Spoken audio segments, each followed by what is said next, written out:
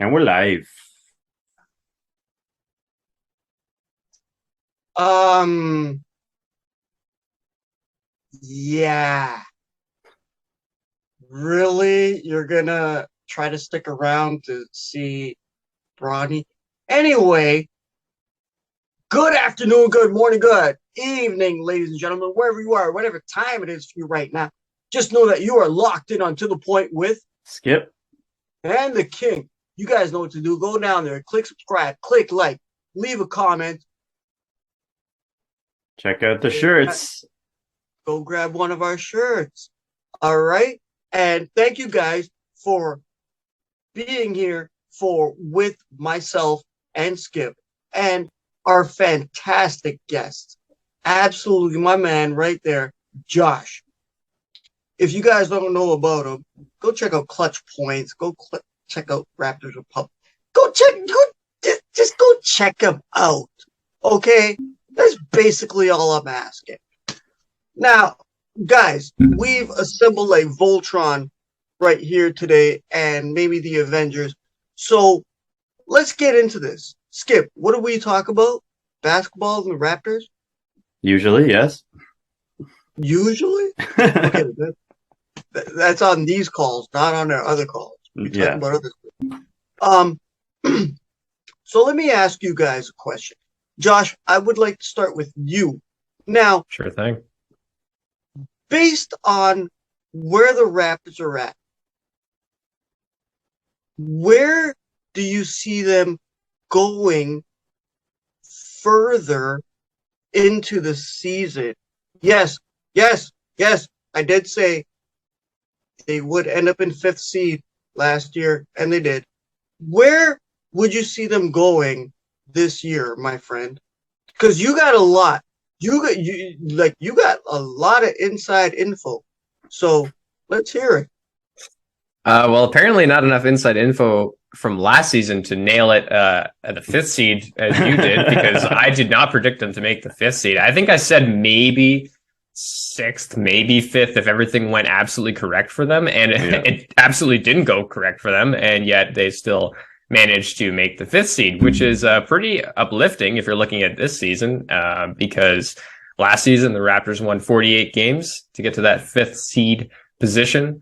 And this season, you know, assuming health, you got to project higher than that, right? I mean, going to last season, you had Siakam out for like basically the first month of last season, and then for a large chunk of last season was really coming back from that shoulder injury. You had the Kem Birch injuries all throughout the season, and the illness as well. You had Fred VanVleet stepping into a new role without Kyle Lowry. You had OG's injuries. He played one game between November 16th and December 30th. Was essentially not around the team at all. You had Boucher working his way into a new role. You had COVID. You had the entire team trying to figure out the defensive scheme, because as we know with the Raptors, particularly last season, they played this scrambling, switching style of defense that was a little more difficult to learn, especially for the new guys and the guys being thrown in because of all the injuries.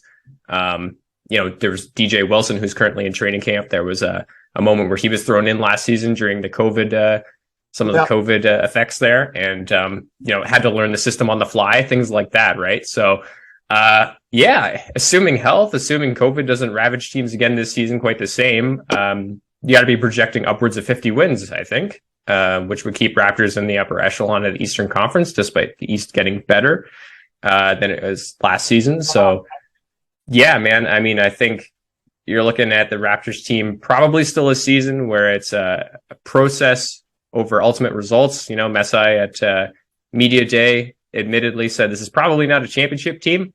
That's okay. You know, great organizations like the Spurs that have been for years and years just managed to stay competitive. They did it because they're able to keep a competitive, strong core going while they're also developing their young players who are going to step up, you know, once those guys are in and out. So, you know, this team is there. Messi said they're always looking for, the Raptors will always be looking for upgrades if they are available, if the price is right. If not, they seem to be perfectly comfortable with this group going forward and heading into the season, and you know, probably ending up as, if I had to project, something like a second round out.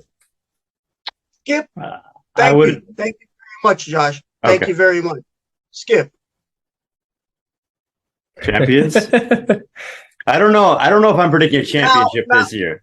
okay, no, Skip. What I wanted to ask you is the players that are currently available on this Raptors roster.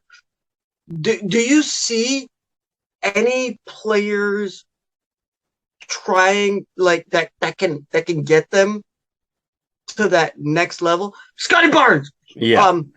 Do you see any players? So specifically, I think if you're talking about getting to that next level, whatever that means, whether that means championship, whether that means conference finals, whether that means being a 1 or a 2 seed, Second round, moving past the second round. I think the two most important players are Scotty Barnes and Precious Achiuwa. Scotty Barnes for obvious reasons. Scotty Barnes because, you know, he can be the centerpiece of this team. He can be the cornerstone. He can develop. Can be? Can I cut you off and say that he will be?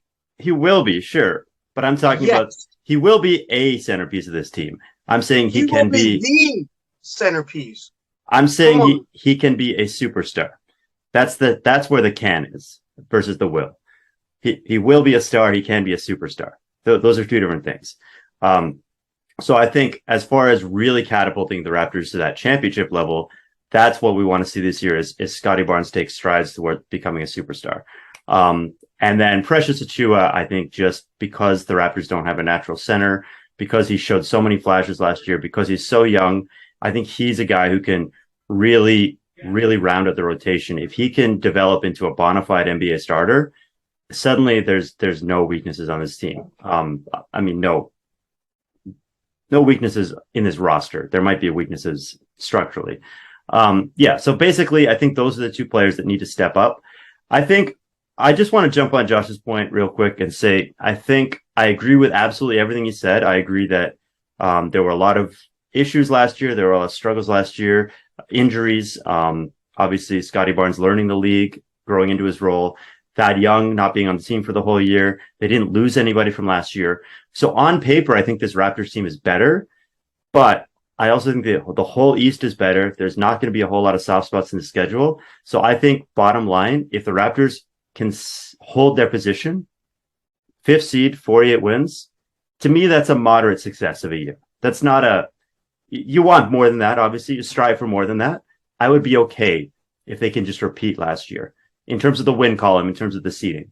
Now, the way they get there has to involve this development that I'm talking about. Like, I don't want it to be Siakam, VanVleet carrying the team to 48 wins. If it's Scotty Barnes and Precious Achiuwa and Siakam doing Siakam things, that's a different story because that's 48 wins with growth coming in the future. That's what we need to see.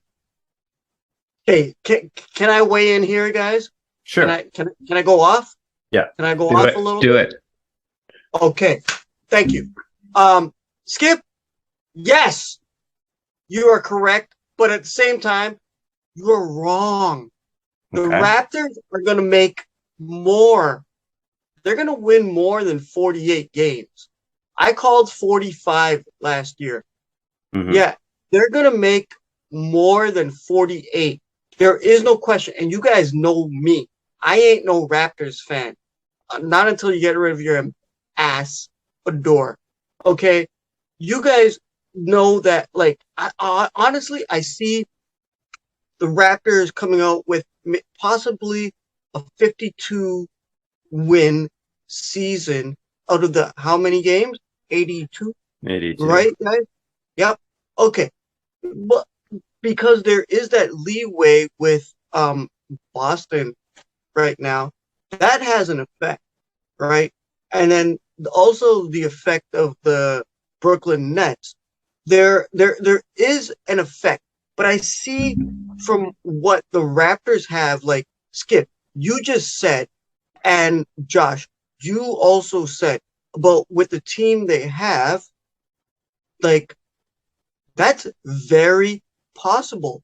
When you look down the starting lineup for the Toronto Raptors, Freddie VanVleet, Scotty Barnes, Pascal Siakam, OG Anunoby, Precious Achiuwa, Skip, I know you love that guy. And then when you look down the line, like you see Boucher, you see Malachi Flynn, you see Thad Young, you see how many players that this team has. Like, and I'm going to say it again, ladies and gentlemen. Bench Mob 2.0, maybe this year. I was wrong last year, but Bench Mob 2.0. They have the talent, they have the depth. And when you look at, like, both of you guys have touched on it with the Eastern Conference. Okay, when we look at the Eastern Conference, we see the Bucks, we see the Sixers, we see the Nets, we see the Celtics. Yeah. Yeah, your favorite team. I know how much you love Boston, Skip. By the way, yeah, the Jays are going to take that series.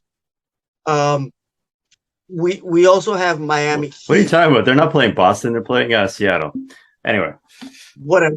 We're gonna take them. Yeah, I'm not a baseball dude.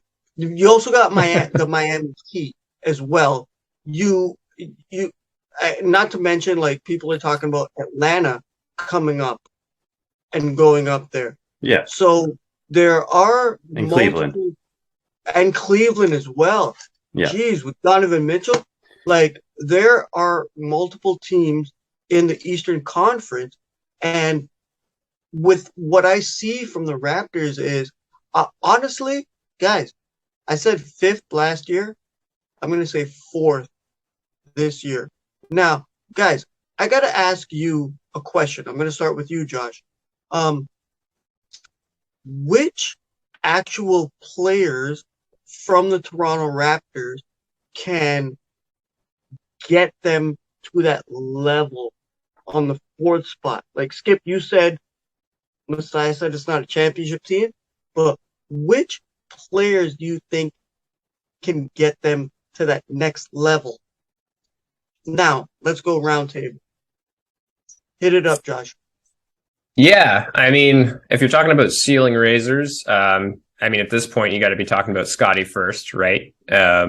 Because this team is largely the same core as that went into the bubble season, and then they brought in Scotty and added him to the mix after that season. Again, this has largely been the same core for a few years now, excluding obviously Kyle Lowry. But the OG Siakam Fred core has been the same. So adding Scotty to that is a big deal, because we don't really know what his ceiling is. So since we don't really know what Scotty's ceiling is, which, it could be obviously very high. Everyone's projecting it to be very high, understandably so. He kind of takes the Raptors ceiling as far as he can go, I think. We kind of know what Siakam is. Siakam says he wants to be a top 5 player this season. We'll see. Lofty goal.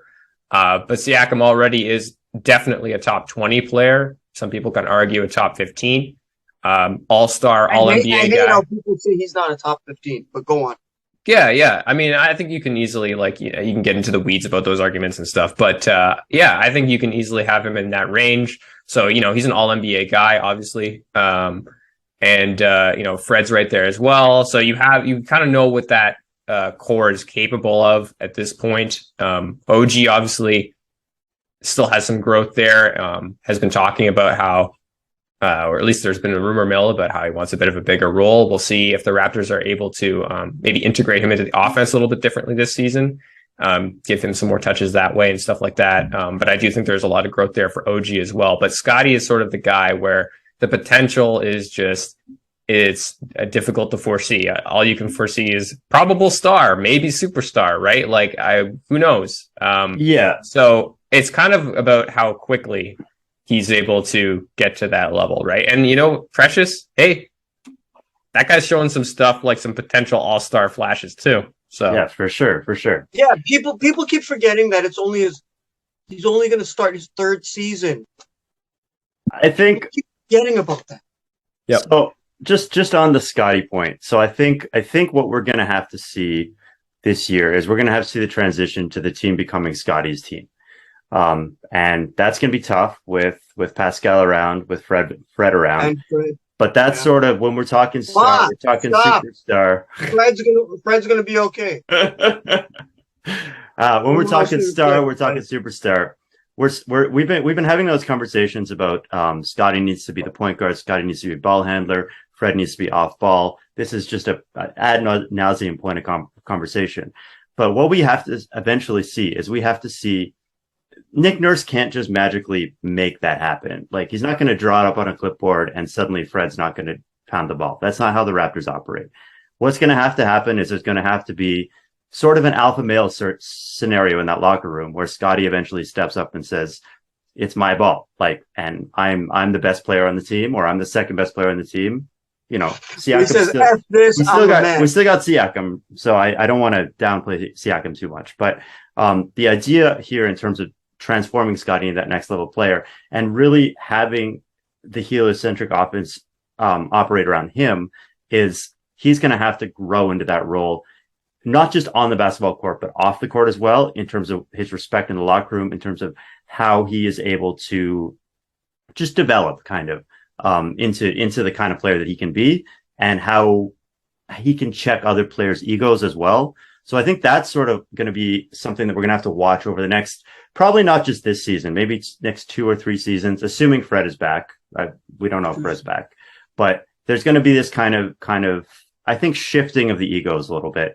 And that's where we might see the team hit that next level where the offense suddenly starts to work. Because as good as the Raptors were last year, the offense did not work. The transition game worked, the defense worked, the possession game worked, but the offense didn't really function particularly well. And even in preseason so far, it hasn't looked especially beautiful. I mean, it's a janky offense. Like, and eventually, if the Raptors want to get to that championship level, they're going to need to fix that offense. And the best way for that to happen is for players to grow into their roles. Okay, so before we get out of here, guys, Skip, great. Thank you. And thank you, Josh. That was, I don't normally curse on the show, but that was freaking amazing. Thanks. The way you broke it down. We got to have you back on this one. So before we get out of here, guys, I got to ask you one last question. Give me a number of wins that the Raps are going to hit. I'm saying 45. What? You just went on a big rant about how they were going to have more than 48. Yeah, I said 48, but I'm going to, like, when I go on Bet 365, I'm going to bet 45. Anyway. That's the under. The over under is 45, right? That's the under. Is that right? I'm going to make a lot of money off of that one. But anyway, what do you guys think personally? Like, where the Raptors? Okay, 2-part question: what their record will be, like how many wins they will get, and where they will finish in the Eastern Conference. Josh, you first. Give me like 52 wins and 4th. Woo! Yeah. Yes! That sounds like fire. That is fire to me, bro. Honestly, that's fire. Okay. I like that. Skip.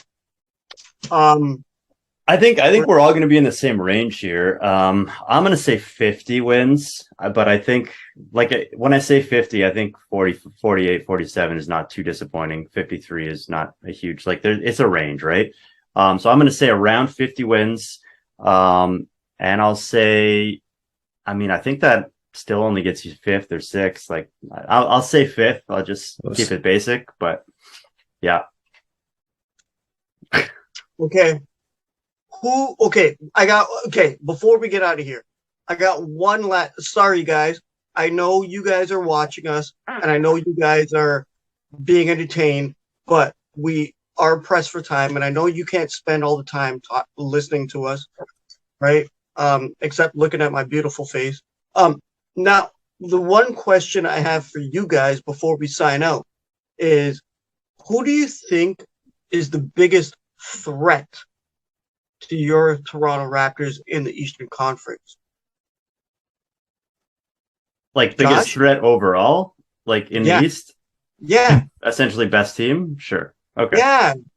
Okay. Josh? Yeah, I think it's the Bucks. I think it's not an exciting answer, but I think it's still the Bucks. I think it's Giannis, in my estimation, is the best player in the world. The Bucks last postseason were very clearly missing everything Chris Middleton brings to the table, which is a lot in the playoffs. And they've got, a lot of the same things the Raptors have got, chemistry as well. That core has been the same for a while. That team knows itself really well, has the same coach, the culture's there. It's all set. I think that roster is really good. The Sixers are looming, but give me the Bucks. Okay, you take the Bucks as the biggest threat for the Raptors. Skip? Because I agree with you. So I'm not. Look, I think the Bucks are probably the best team on paper in the East. I would agree with that. I think that there's a few candidates. Obviously, the Celtics are a little weird right now, so I'm not going to put them on that list. Talk up the Nets. Do it. I'm not going to talk up the Nets. The team I want to talk up is the Sixers, because if we play the Sixers in the playoffs again this year, that is going to be a barn burner of a series. That's going to be so much fun. I want to see Embiid cry again. And if Embiid can somehow stay healthy for the playoffs, if Harden, if his hamstring is healed, I don't know. If he's got his burst back. You're talking about ifs. Philly could be a really big threat to the whole league. And also, I think it would be hilarious if we played them in the playoffs again. So I'm just going to answer Philly, even though the Bucks are probably the correct answer. I'm going to answer Philly. Tyrese Maxey, that guy was lighting us up, lighting up the Raptors. Lights out. Yeah. Lights out. Philly's pretty good. If Harden is James Harden, like peak James Harden, or not peak, but like if he's a reasonable facsimile of James Harden, that seems pretty scary. He's not a winner. He's just a scorer. Let's not get into that. Him and Westbrook and LeBum. Guys, this has been a great conversation. Mm-hmm. Okay. We're short for time. Josh, I cannot thank you enough for coming on the show so much. This has been amazing. We can't wait to have you back again. Okay. We cannot wait. Are you willing to come back? Yeah, definitely. No, it's my pleasure. I really appreciate you guys having me on. It was awesome to be here. For sure. Do you have anything to say to anybody out there? I don't know, man. I mean, find my stuff on Raptors Republic this season. There's a big announcement that, just came out the other day about the paywall. It's a big deal. Not all the content at Raptors Republic is going to be going under a paywall, just about half of it. So just some of it, but some of the stuff I do will likely be behind a paywall because I tend to write longer editorials and things like that. But if you're looking for stuff from me this year, that's where it'll be. I think I'm not entirely sure when this will be coming out, so it may already be out when we're talking here. But I do have a short video coming out about the paywall as well, because I wanted to address it in my own way too, just like some of the others have been doing. So that'll be out as well. And other than that, just make sure you go check that out. We can leave a link in the description. Make sure you go check that out. Skip, you got anything to say, man? Like, pretty much the same. Just as always, find me on Twitter. Behind you.